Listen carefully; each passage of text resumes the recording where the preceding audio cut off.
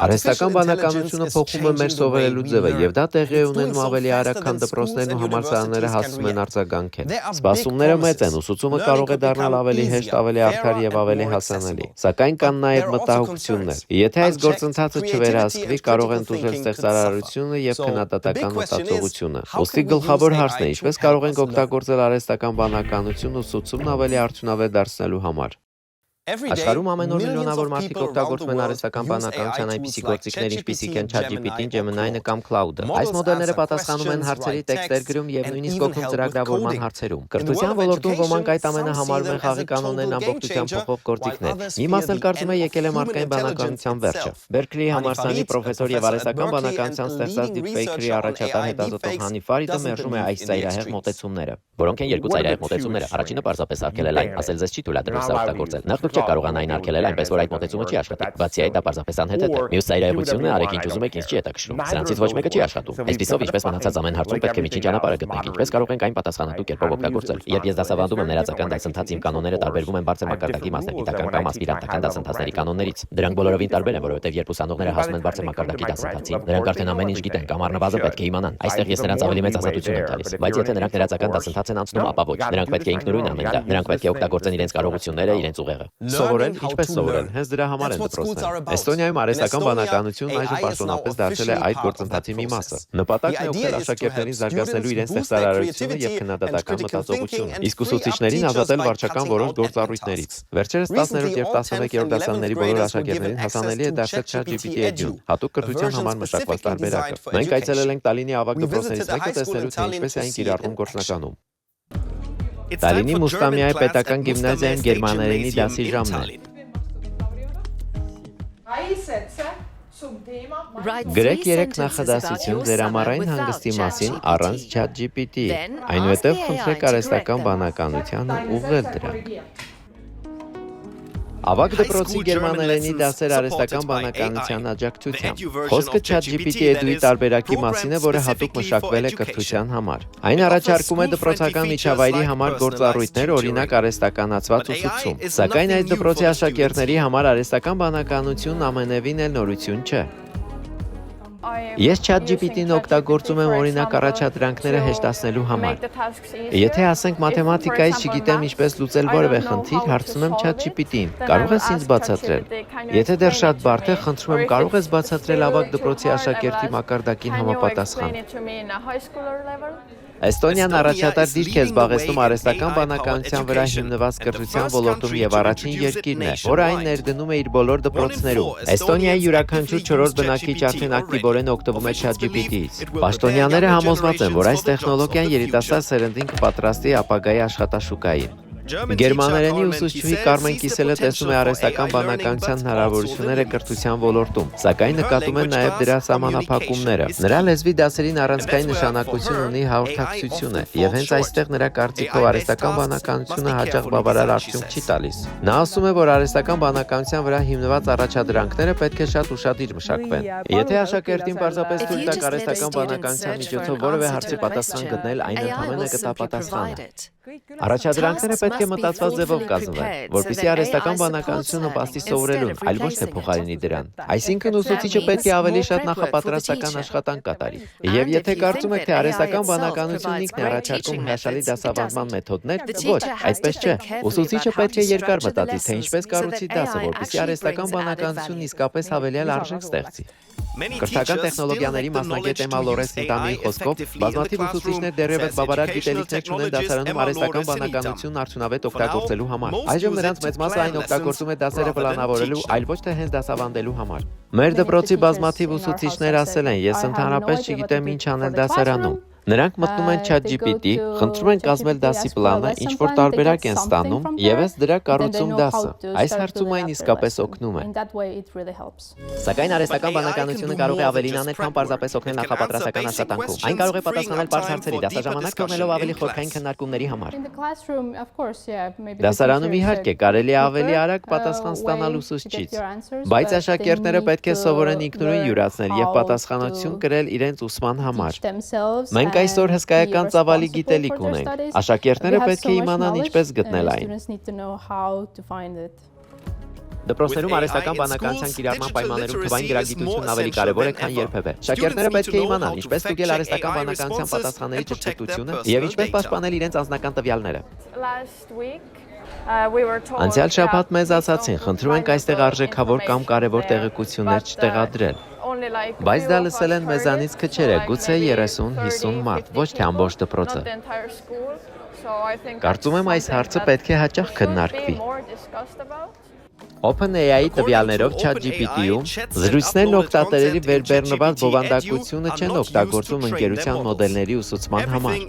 Ամբողջը գաղտնագրվում է, ինչը զգալի տարբերություն է անվճար տարբերակի համեմատ։ Հնդկաստանում նոր ուսումնական տարում արհեստական բանականությունն ու հաշվողական մտածողությունը կսկսեն դասավանդել արդեն 3-րդ դասարանից։ Այսպիսով Հնդկաստանը դառնում է առաջին երկրներից մեկը, որը արհեստական բանականությունը ներառում է տարրական կրթության համակարգում։ Սակայն արհեստական բանականության զարգացման տեմպերին պետք է հարմարվեն ոչ միայն երեխաները։ Հավակնոտ ծրագիրը ներառում է շուրջ 10 միլիոն ուսուցիչ եւ 250 միլիոն աշակերտ, որոնք բոլորը պատրաստվում են թվային տնտեսության պահանջներին։ Արհեստական բանականությամբ աշխատող առաջին ծրագրերից մեկը նախատեսված է աշակերտների առաջադիմության ստուգումն ավելի արդյունավետ դարձնելու համար։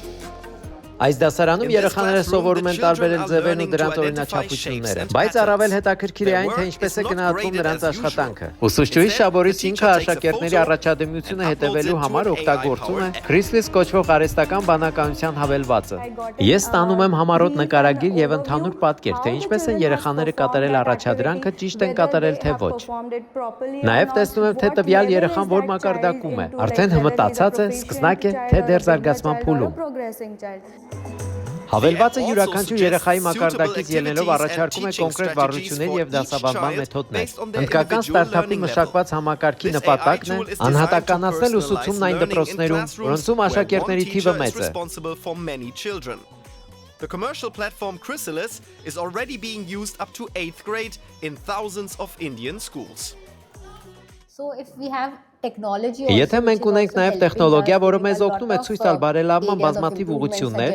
առաջարկներ անում երեխայի զարգացման համար, դա շատ օգտակար է։ Երբ ուսուցիչը միաժամանակ աշխատում է մեծ թվով աշակերտների հետ, նրա համար դժվար է յուրաքանչյուրին խորությամբ ճանաչել։ Հենց այդտեղ է օգնության գալիս արհեստական բանականությունը անհատականացնելով մեր երեխաների ուսուցումը։ Այսօրվա աշակերտների համար արհեստական բանականության գործիքներից օգտվելը նույնքան բնական կդառնա, որքան հաշվիչ օգտագործելը։ Դա ինձ համար բացել է տեղեկատվության մի ամբողջ աշխարհ, կարծես շփվես բազմաթիվ մարդկանց հետ, որոնք տարիների ընթացքում մեծ գիտելիքներ են կուտակել։ Ես անընդհատ ուզում եմ խոսել նրանց հետ, որպեսզի ինքս էլ կարողանամ այդ գիտելիքները ձեռք բերել։ Ինֆորմատիկայի մասնագետ Անուբեյա Գուպտայի կարծիքով արհեստական բանականությունը կարող է արմատապես փոխել կրթությունը։ Մարդիկ բնական հակվածություն ունեն ընտրելու ամենակարճ ճանապարհը։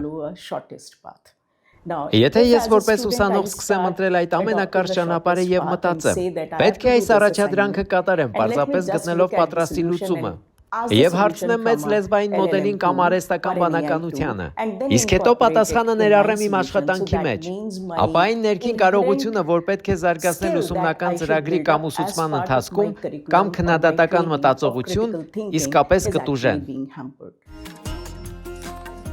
Այնուհանդերձ Գուպտան մնում է լավատես։ Լավ ուսուցման դեպքում հնարավոր է կառավարել առկա ռիսկերը։ Sapphire դպրոցում ուսուցիչները պարբերաբար վերապատրաստվում են, սովորելով արհեստական բանականությունը ներառել դասավանդման գործընթացում եւ միաժամանակ աշակերտներին ուղղորդել այն օգտագործելու պատասխանատու կերպով։ Մի բան հաստատ է, արհեստական բանականության վրա հիմնված ուսուցման գործիքները եկել են մնալու։ Եվ եթե դրանք պաշտոնապես չներառվեն կրթական գործընթացում, ուսանողները պարզապես գաղտնի կօգտվեն դրանից։ Մեծ Բրիտանիայում արհեստական բանականության կիրառման արտադրության դեպքերը ընդամենը 1 տարվա ընթացքում եռապատկվել են։ ԱՄՆ-ում եւս համալսարանները նկատում են արհեստական բանականության չթույլատրված օգտագործման զգալի աճ եւ միաժամանակ փորձում են գտնել խնդրին արձագանքելու ճիշտ տարբերակը։ Սթրեսն ու ժամանակի սղությունը արհեստական բանականությունը դարձնում են ուսանողների համար գայթակղիչ կարճ ճանապարհ, հատկապես երբ թվում թե բոլորն էլ այն օգտագործում են ավելի բարձր գնահատականներ ստանալու համար։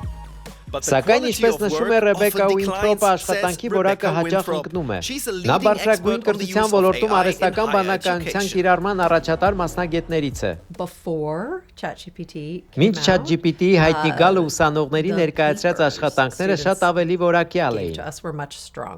Ուսանողները բազմաթիվ գաղափարներ ունեին, շատ տարբեր եւ ինքնատիպ գաղափարներ։ Իսկ ChatGPT-ի հայտնվելուց հետո գաղափարները կարծես սկսեցին խմբավորվել նույն ուղղությունների շուրջ եւ դարձան պակաս բազմազան։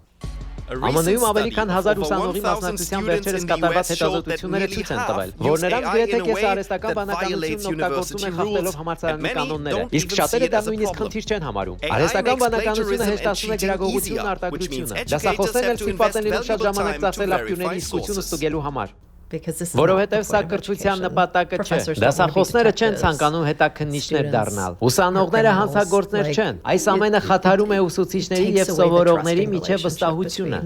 Սակայն դասաբանդողները նույնպես աջակցության կարիք ունեն արհեստական բանականությունը կրթական գործընթացում ներառելու համար։ Արհեստական բանականության գործիքների ազդեցությունը նվազեցնելու նպատակով որոշ դասախոսներ վերադառնում են լսարանային քննությունների։ Այնպիսի գործնական առաջադրանքների, որոնք արհեստական բանականությունը հեշտությամբ չի կարող կատարել մարդու փոխարեն։ Համալսարանական կրթության հիմքում քննադատական մտածողություն է, ոչ թե դիպլոմ ստանալու կարճ ճանապարհ գտնելը։ Աշխատանքային միջավայրում շատ արագ պարզ է դառնում, թե ով է իրականում հասկանում նյութը։ Սակայն դա չի նշանակում, որ արհեստական բանականության գործիքները պետք է տաբու լինեն։ Ճիշտ օգտագործման դեպքում դրանք կարող են շատ օգտակար լինել ուսուցման համար։ Օրերս հենց այստեղ իմ աշխատասենյակում իմ ուսանողուհին ինձ ցույց է տալիս, թե ինչպես է աշխատում ChatGPT-ի հետ։ Ես կիրառում եմ այսպես կոչված շրջված դասարանի մեթոդը։ Իմ ուսանողները իմ տեսանյութերը դիտում են իրենց հարմար ժամին, իսկ հետո գալիս են դասի եւ մենք քննարկումներ ենք անցկացնում, վարժություններ են կատարում, հարցեր տալիս ու պատասխանում դրանց։ Այդ ուսանողուհին իմ տեսանյութը դիտելիս միաժամանակ հարցեր է տալիս ChatGPT-ին։ Օրինակ ասում է. «Հանին սա ասաց»։ Ինչ է դա նշանակում։ Ինձ օրինակ բեր։ Ստուգիր իմ գիտելիքները այս թեմայով։ Ես չեմ հասկանում, սա ինչ է նշանակում։ Դա զարմանալի է։